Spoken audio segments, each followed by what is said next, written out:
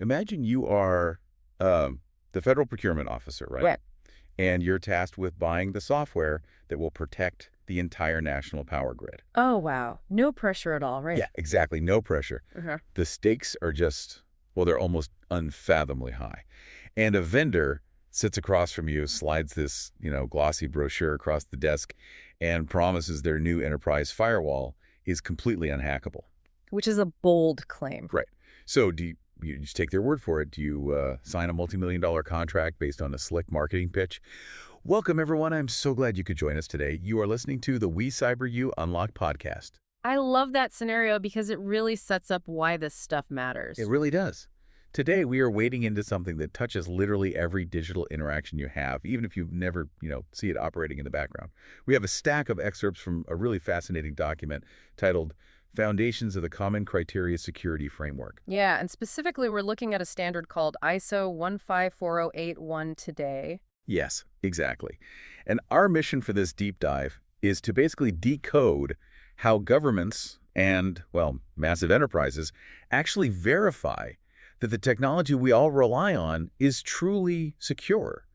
We want to move past the marketing hype. Right? Oh, absolutely. The hype is everywhere. It is. So we want to look at the actual mechanics, the rigorous, laboratory testing of digital trust.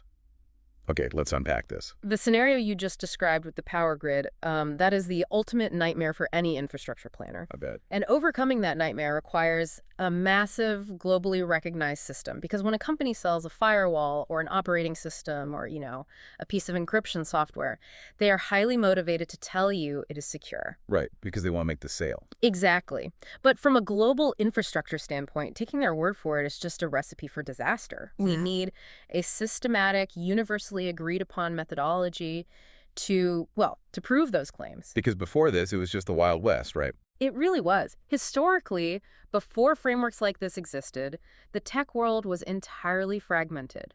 The United States had its own testing standards, Europe had completely different ones, and it created these massive trade barriers. Oh, interesting. So it's an economic issue, too. Very much so. Yeah. A product deemed secure in Washington might be totally rejected in Berlin simply because the testing laboratories use completely different metrics. That makes perfect sense. I mean, if I buy a physical padlock for my shed, I can hold it in my hand. I can feel the weight of the metal, and I can intuitively judge its strength. Right, you can see what you're buying. Exactly. But when a hospital system buys a complex software suite to protect patient data, they cannot just hold a USB drive and, gauge how heavy the security feels. Yeah, digital weight isn't really a thing. No, it's not. Yeah. They need a framework to translate that invisible code into verified trust. And according to our sources, that is exactly what the Common Criteria for Information Technology Security Evaluation provides. Spot on. And at the very bedrock of that common criteria is ISO 15408-1. Right. And there are three parts to this, right? Yeah. The standard is divided into three main parts, but part one is the absolute foundation. If you jump straight into the technical testing without a foundational rulebook, you end up with chaos. Just a total mess of acronyms and metrics. Totally. You would have different laboratories using different terms, measuring different things, and essentially comparing apples to oranges. So part one is what gets everyone on the same page. Exactly. Part one establishes the general framework. It dictates the core concepts, the vocabulary, and the overarching structure for evaluating IT security. And just to be clear, this applies to what exactly? Oh, it applies to software applications, operating systems, network devices, and specialized security products like those enterprise firewalls we were talking about earlier. Okay, got it. So to make sure we are grounding this in reality for you, our listener, the other two parts build directly on this foundation. Part 2 covers security functional requirements, and Part 3 covers security assurance requirements. Yeah, and we'll get into those a bit more in a minute. Right. But Part 1 tells us how all these pieces fit together. I'm trying to picture how this actually works in practice. Is ISO 15408-1 essentially like a building inspector's master manual? Oh, that's an interesting way to look at it. How so? Well, a building inspector's manual doesn't tell a contractor exactly how to build a house, right? It does not dictate what color to paint the walls or whether to use brick or vinyl siding or, what kind of tile to put in the kitchen. Right. It doesn't care about the aesthetics or the specific materials necessarily. Exactly. Rather, it gives the overarching framework for how to evaluate if the house is safe to live in. It dictates the methodology for checking the foundation and measuring the load-bearing walls, completely regardless of the architectural style. That is a brilliant way to conceptualize it. The framework does not mandate a specific security architecture. So it's not forcing everyone to build the exact same firewall. No, not at all. It does not dictate that a developer must use one specific encryption algorithm over another, any more than your inspector demands the use of a specific brand of nails. That clears it up nicely. Instead, it creates a standardized global methodology for verifying whatever specific security claims a product is making. By establishing this rulebook, an accredited testing laboratory in Germany can evaluate a product, and a procurement officer in Japan can completely trust the results. Because they both understand and trust the evaluation framework itself. Exactly. They are speaking the same language. So instead of just looking at a list of terms, let's actually trace the journey of a product. Let's say I have just built a revolutionary new enterprise firewall, and I want to sell it to the government. Okay, I'll play the role of the evaluator. Perfect. So I need to get it evaluated. How do the evaluators even know where to begin? Do they, test my entire company's network to see if my firewall is good? They absolutely do not test your whole company. That would be impossible. The very first step in the journey is defining the TOE, the target of evaluation. The TOE, target of evaluation. Yeah. Yeah. You have to draw a strict, unmistakable boundary around exactly what is being tested and what is excluded. So it's like fencing off the area of interest. Exactly. If you are selling firewall software that runs on a generic server, the TOE might just be your specific software, not the physical server hardware it sits on. Oh, that makes sense. Because you didn't build the server, you built the software. Right. Defining the TOE is crucial because if you don't know where the product ends and the rest of the world begins, you cannot accurately test it. Here's where it gets really interesting. Oh. Because once we have our TOE, we hit the next two concepts, which are the absolute core of the testing process. Yep, the SFRs and the SARs. Right. We have SFRs, which are security functional requirements. The sources define this as what security features the product must have. Correct, the functional stuff. And then we have SARs, which are security assurance requirements. The sources define this as how well those features are tested and verified. Which is completely different from just having the feature. Exactly. And to make sure I am separating these mechanisms correctly in my head, let me throw another analogy at you.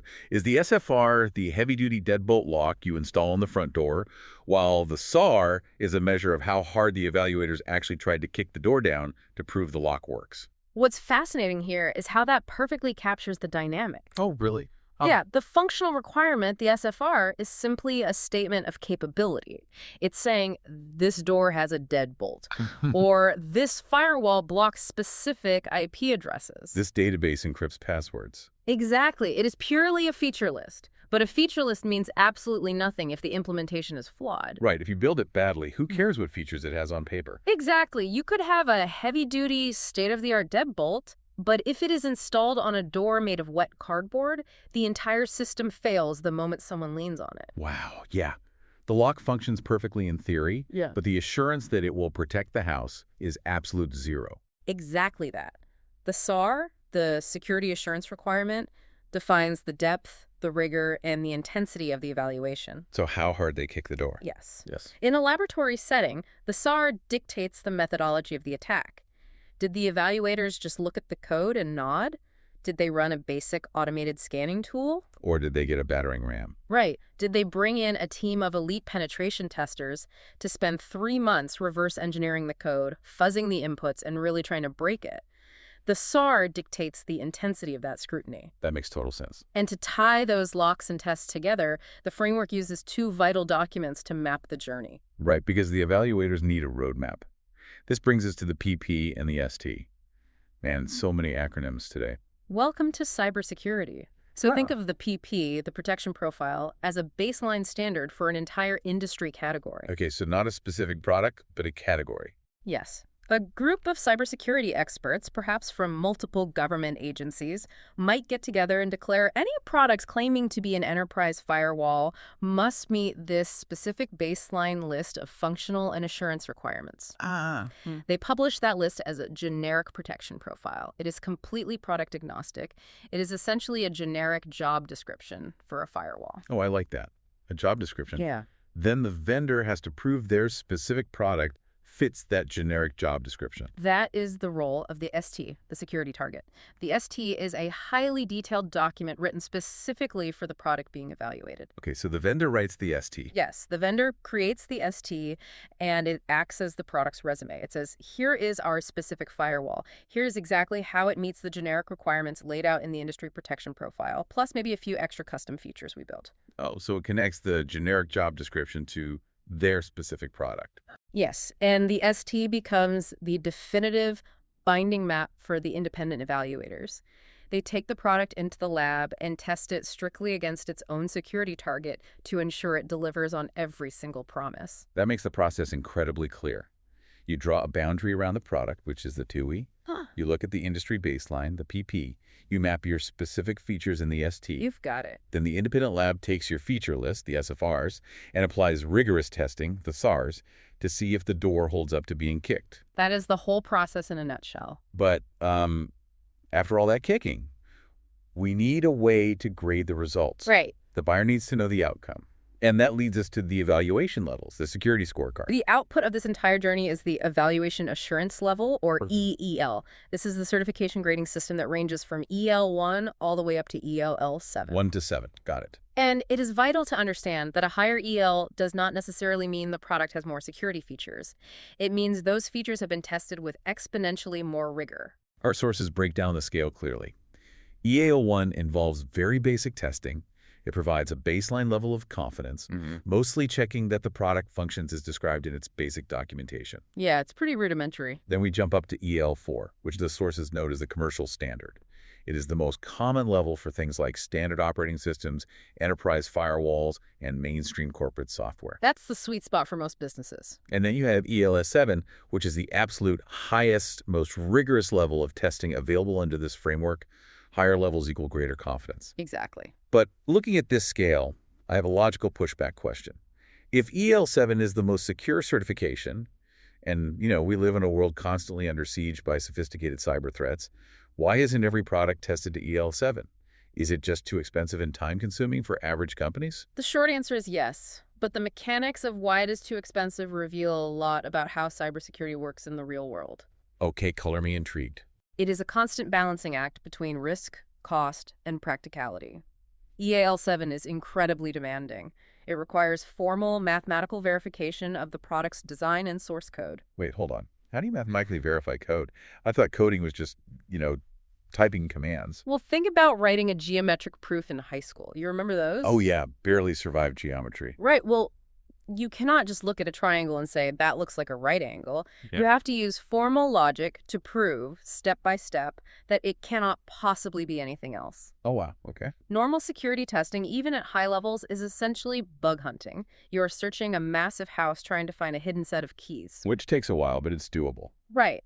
But mathematical verification is building a formal logic model that definitively proves the keys cannot possibly exist anywhere inside the house. There are 0 gaps.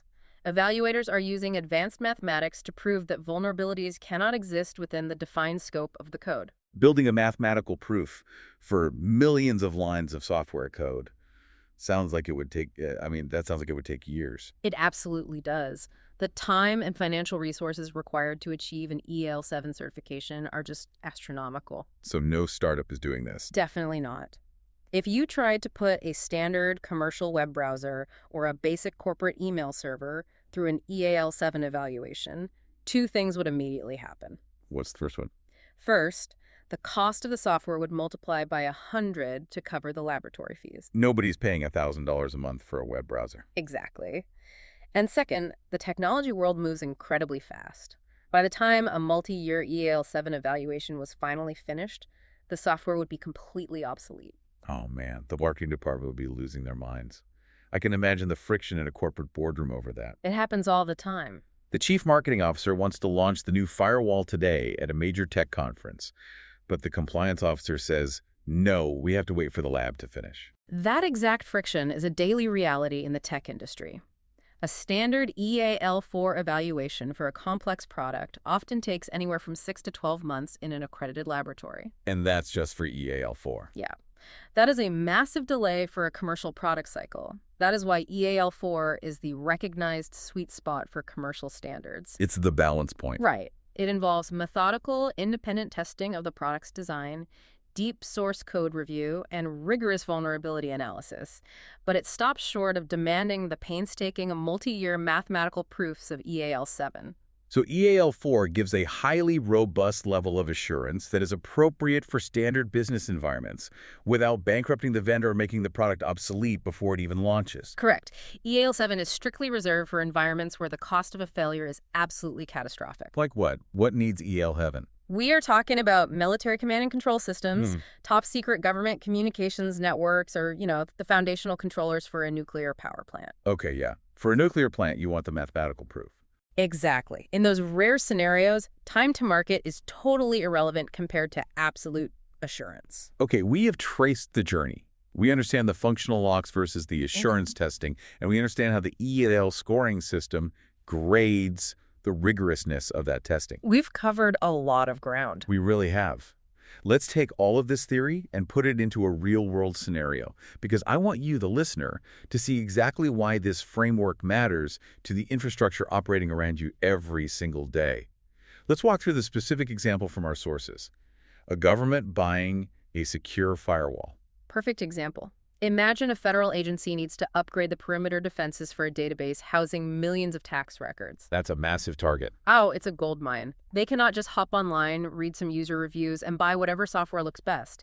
State-sponsored hackers are actively probing their networks 24/7. So the government puts out a procurement request, and they mandate that any vendor bidding for the multi-million-dollar contract must provide a firewall that is certified to at least EAL4 under the common criteria. Exactly. And when a vendor submits their firewall, the government agency does not have to spend months doing their own testing. Because the lab already did it. Right. They know that the product has already been through the ISO 15408-1 process. An independent, accredited third-party laboratory has taken the vendor's security target, examined the firewall's security functional requirements, and applied the intense security assurance requirements to test it. They kicked the door. Hard. They spent months trying their absolute hardest to break into it, and the software held strong. The firewall earned its EAL4 certification. So for the government procurement officer, this is no longer about trusting a salesperson's glossy brochure. It is about relying on empirical, globally recognized evidence. You're replacing trust with verification. And the global importance of this standard cannot be overstated. According to the text, it standardizes security evaluations across borders, builds trust in IT products, streamlines government and enterprise procurement, and fundamentally reduces risk. It really is the backbone of global tech trade. But I want to quickly contrast ISO 15408-1 with another very famous standard, because I hear this other one thrown around a lot in corporate environments. ISO 27001. Our sources make a very clear, vital distinction here. Yes, and it is a massive point of confusion in the industry. Many organizations proudly announce on their websites that they are ISO 27001 certified, and buyers often assume that means the software products they are purchasing are bulletproof. They're not the same thing at all. Not even close. The two standards measure entirely different things. ISO 27001 focuses on overall security management for an organization. Okay, so it's about the company itself. Yes. It is about the people, the internal policies, and the corporate procedures. Does the company require its employees to use two-factor authentication? Do they physically lock the server room doors? Do they have an incident response plan if an employee loses a laptop? It is entirely about organizational behavior. ISO 15481, on the other hand, is strictly about product-level evaluation. A great way to visualize the difference is that ISO 2701 certifies the factory, while ISO 15408 certifies the actual car rolling off the assembly line. Oh, I love that analogy. That makes it so clear. You absolutely want the factory to be secure, well-managed, and free of hazards. But when you are driving the car down the highway at 70 miles per hour, you really care that the brakes themselves have been rigorously tested and verified to work under pressure. ISO 15408 proves the brakes work. 100%. So what does this all mean? Let's bring this right down to the ground. If you are listening to this and you're part of a company deciding which enterprise software to buy or which cloud service to trust with your sensitive client data, you might never actually read a dense ISO 15408-1 evaluation report yourself. Let's be honest, you probably won't. They are very dry. Very dry. But this framework acts like a digital passport operating in the background. It is the mechanism ensuring the vendor isn't just making empty promises.